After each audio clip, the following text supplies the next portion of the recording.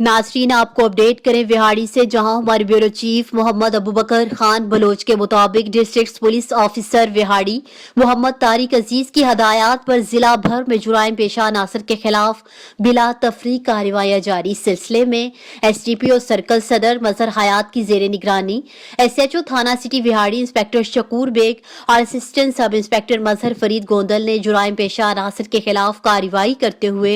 कमर उर्फ कमरी गैंग के 3 मेंबरान कमर अब्बास, हुसनैन अब्बास और महताब हुसैन को गिरफ्तार करके 2 मुकदमा ट्रेस करते हुए घरेलू सामान 4 लाख मालियती माल मसरूका बरामद कर लिया। अहले इलाका ने थाना सिटी विहाड़ी में तैनात assistant sub inspector Mazhar Farid Gondal की शानदार कारकर्दगी पर खिराज तहसीन पेश किया।